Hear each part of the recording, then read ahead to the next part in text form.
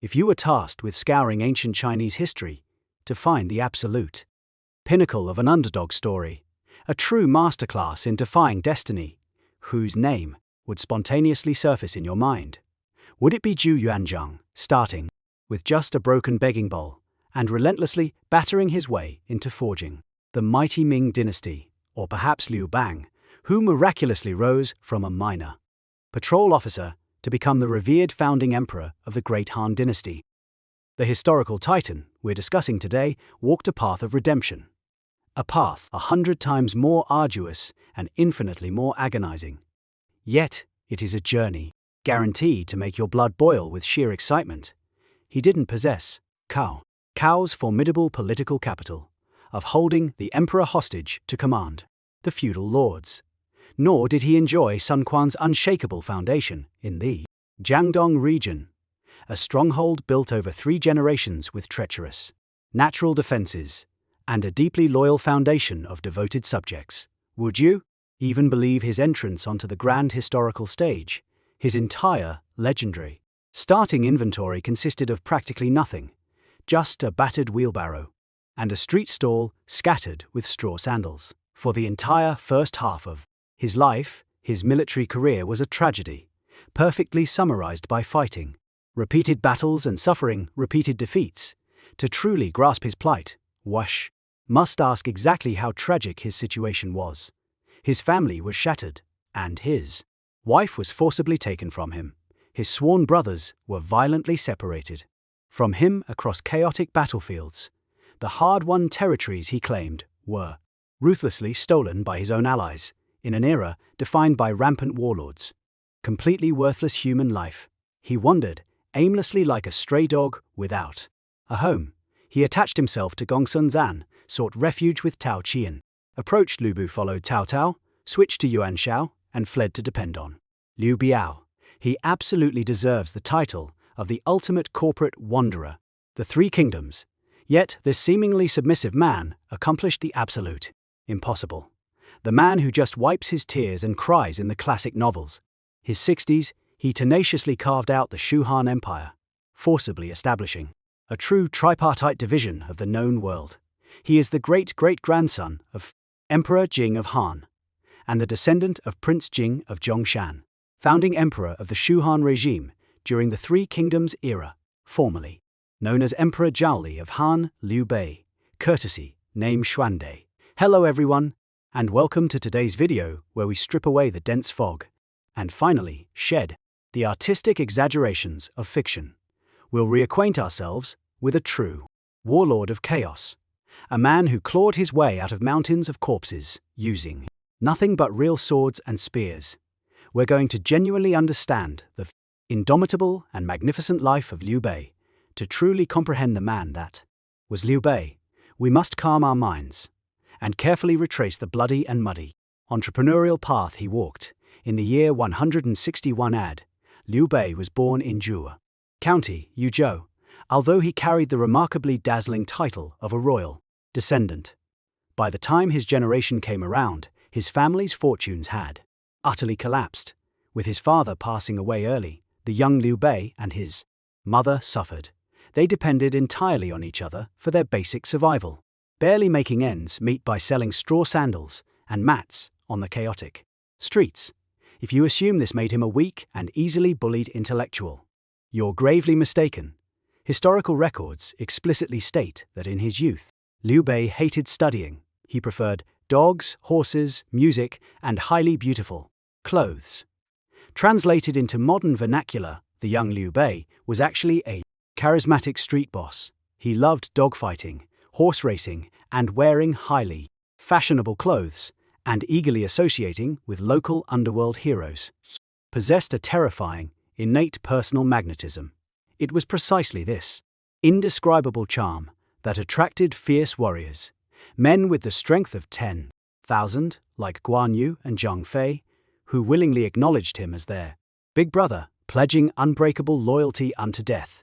In 184 AD, the world descended into total, explosive chaos, triggered by the violent outbreak of the Yellow Turban Rebellion.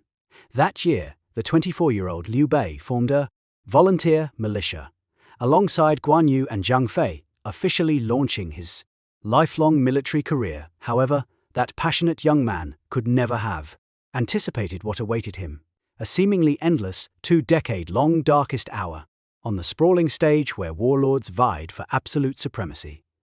Liu Bei was tossed around like a rootless piece of duckweed.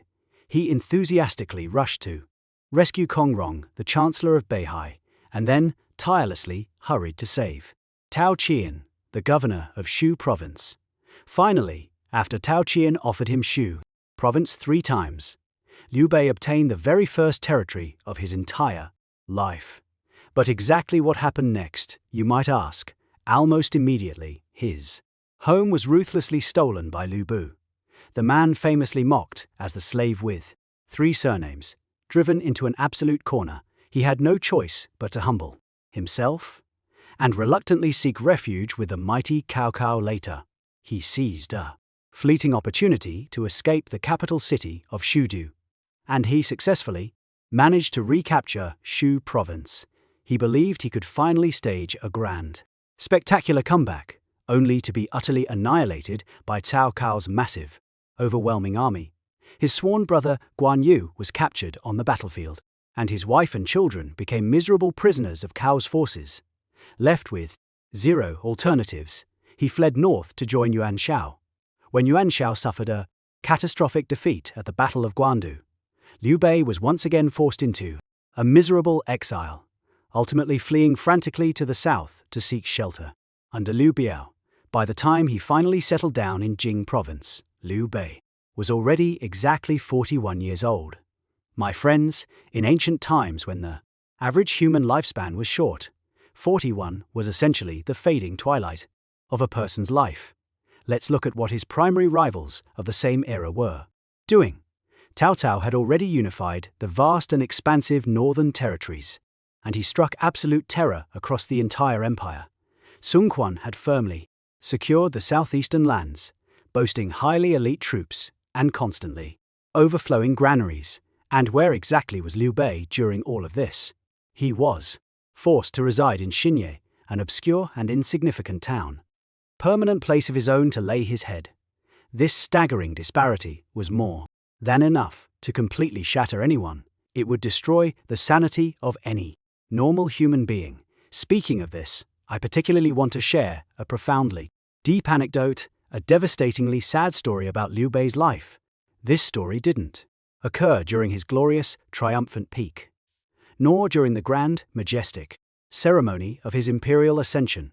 Instead, it took place during the most agonizing period of his life, during his long and dormant years in Jing province. In history, this famous incident is powerfully known as the Lament of the Thigh Flesh. It happened during the years he sought asylum with Liu Biao. One day, Liu Biao hosted a grand banquet and invited Liu Bei to drink. The 2 men were laughing and talking over drinks. After several rounds, Liu Bei got up to use the restroom. While in the washroom, Liu Bei subconsciously touched his own thigh. Suddenly, he froze completely in his tracks. Immediately afterward, this iron-willed man completely broke down. A man who crawled through seas of fire and blades for decades, who wouldn't even furrow a brow while facing armies of thousands. He squatted on the floor and began to sob uncontrollably, without any warning. When he finally calmed his emotions and returned to his seat, Liu Biao saw the heavy tear stains on Liu Bei's face and asked in great astonishment, "My dear brother Xuande, what has happened to you? Have you encountered some insurmountable difficulty?" Liu Bei let out a long, heavy sigh and spoke to Liu Biao and to himself, a timeless internal monologue that has echoed through the ages.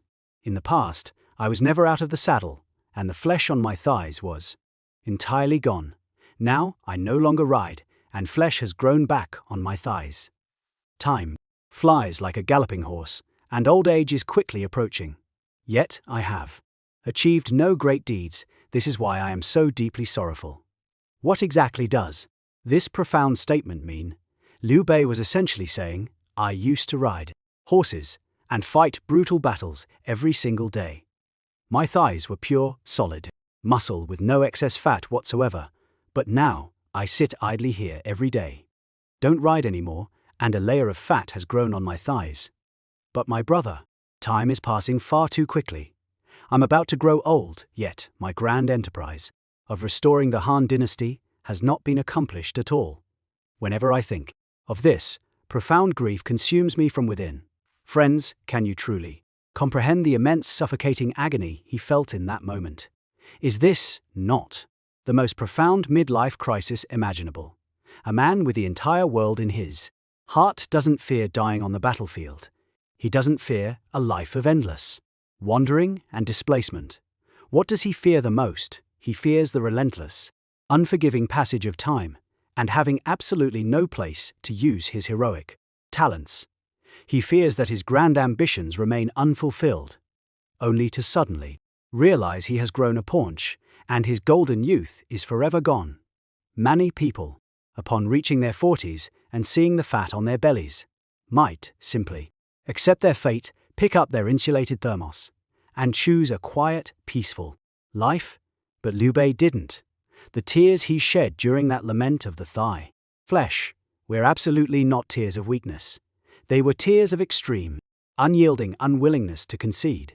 It was precisely because he felt that handful of fat on his thigh that Liu Bei experienced an unprecedented, burning sense of urgency. He immediately packed away his grief and began a frantic, exhaustive search far and wide for brilliant minds. It was exactly this desperate urgency that led to the famous 3 visits, which finally prompted the world-renowned Marquis of Wuzhou Galang to emerge from seclusion, assist him, never bowing to fate, never surrendering to the relentless march of years. This is the absolute core foundation of Liu Bei's character. During those quiet, dormant years in Jing province, Zhuge Liang's Longzhong plan finally laid out a crystal-clear, magnificent blueprint, a grand blueprint for Liu Bei to straddle the provinces of Jing and Yi, starting from the legendary Battle of Red Cliffs in 208 AD. Liu Bei had been brutally suppressed and mocked for half of his life. He finally launched the ultimate counterattack of his existence, borrowing Jing province, subjugating the 4 commanderies south of the river. This series of masterful, calculated maneuvers finally granted Liu Bei a genuine foothold. Subsequently, overcoming widespread opposition, he aggressively pushed up the river.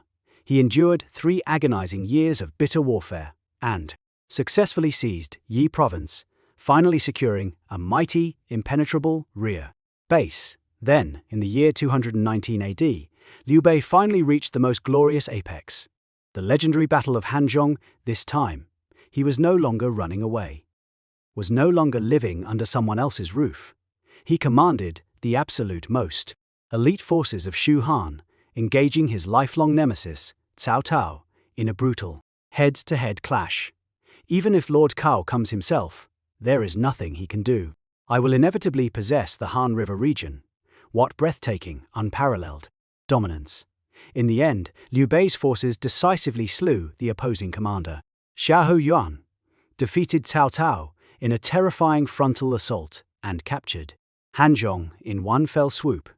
In 221 AD, the 60-year-old Liu Bei formally ascended to the throne at Mount Wudan in Chengdu, officially naming his state Han. From a ruined aristocrat selling straw sandals on the impoverished streets to an exalted emperor ruling over the realm, it took him 4 decades. This road was unimaginably bitter and agonizing, but it was also spectacularly brilliant. Many people are heavily influenced by the romance of the 3 kingdoms, under the false illusion that Liu Bei literally cried his empire into existence. They view him as hypocritical and cowardly, seemingly entirely dependent on the brilliance of his civil advisors and military generals.